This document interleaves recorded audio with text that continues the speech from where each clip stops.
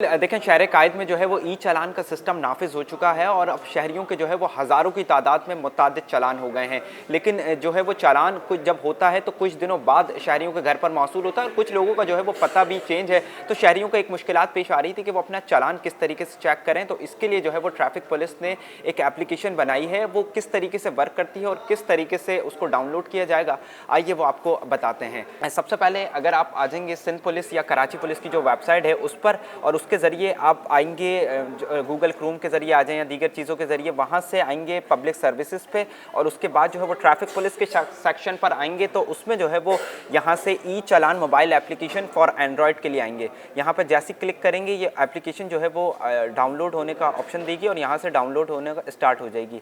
जब ये application download होना शुरू हो जाएगी तो फिर उसके बाद ये आप अपने किसी भी मोबाइल फ़ोन में जो है वो उसको डाउनलोड कर सकते हैं और ईज़िली जो है वो उसको वर्क कर सकते हैं। अब ये किस तरीके से डाउनलोड हो रही है और उसके बाद ये किस तरीके से वर्क कर रही है, आइए आपको मोबाइल की स्क्रीन पर लेके चलते हैं और मोबाइल की स्क्रीन पर दिखाते हैं कि ये किस तरीके से डाउनलोड होना है और किस तरीके से पूरा जो रजिस्ट्रेशन का सर्विसेज होंगी वो किस तरीके से होंगी।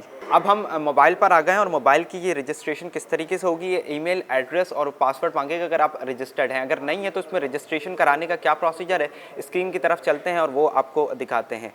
यहाँ जैसे ये आप रजिस्टर लॉगिन करेंगे तो वो आपके तमाम चीज़ें जो है वो इन्फॉर्मेशन मांगेगा, जिसमें आपका फुल नेम है, मैं अपना नाम यहाँ से डाल लेता हूँ, ये मेरा नाम आ गया, CNIC नंबर है, मैं CNIC नंबर डाल लेता हूँ 36448997। उसके बाद ये फ़ोन नंबर मांगेगा, फ़ोन नंबर डाल लेते हैं 43559। ईमेल एड्रेस मांगेगा, ईमेल एड्रेस डाल लेते हैं। अब जो आपका घर का पता है जहाँ पर मेल आनी है या जो पोस्टमैन लेकर आएगा वो उसी का जो है वो पता डालना है। अगर पता गलत होगा तो पोस्ट या जो आपका चालान होगा वो उस पते पर चला जाएगा। मेरा जो एड्रेस है वो मैं एड्रेस डाल लेता हूँ। अब ये एड्रेस डालने के बाद एक पासवर्ड्स आपको बताएगा ताकि आपकी जो एप्लीकेशन है उसमें पासवर्ड्स कंफर्म करेंगे, तो कि अगर किसी और मोबाइल में आपने खोलना है तो वो तमाम पासवर्ड्स भी उसमें खुल जाएंगे। तो कोई स्ट्रॉन्ग पासवर्ड डालना है इसमें। ये हो गया। अब यहाँ पे मांग रहा है कि एक OTP आएगा आपके फ़ोन नंबर या जिस पर भी, तो आप इसको बोथ कर लें। तो ये मैं फ़ोन नंबर पर रिकमेंड कर लेता हूँ। बिल्कुल, देखिए अब मेरा जो ये साइन इन था वो कोड आ गया है, उसने मेरा पहले गलत हुआ था, उसके बाद दोबारा उसने कोड भेजा और बिल्कुल सही हो गया। अब मेरा साइन इन हो गया है, अब मेरा अकाउंट जो है वो इस पर बन चुका है। तो अब मुझे इस पर लॉगिन करना है। जो मैंने ईमेल एड्रेस और पासवर्ड डाला था वो मैं इसमें डालूंगा, तो मेरा ये जो ट्रैक्स की एप्लीकेशन है वो इस पर लॉगिन हो जाएगी। मैं ईमेल एड्रेस और पासवर्ड इस पर डाल लेता हूँ। कि मैंने ईमेल डाल लिया, जो पासवर्ड डाला था वो मैंने पासवर्ड डाल लिया, लॉगिन करेंगे।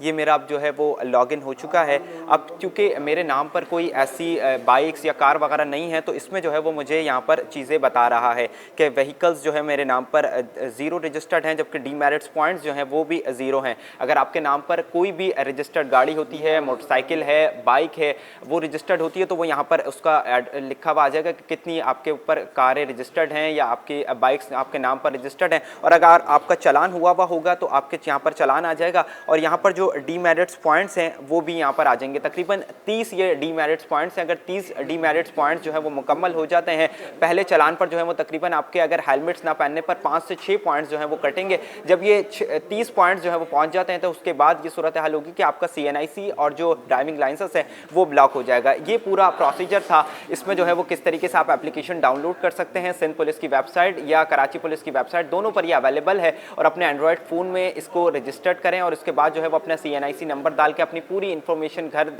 का पता, तमाम चीज़ें जो हैं वो डालकर इसको रजिस्टर कर सकते हैं और आसानी से जो है वो चालान आप बड़ी आसानी से देख सकते हैं कि आपके नाम पर कितने चालान अब तक हो चुके हैं।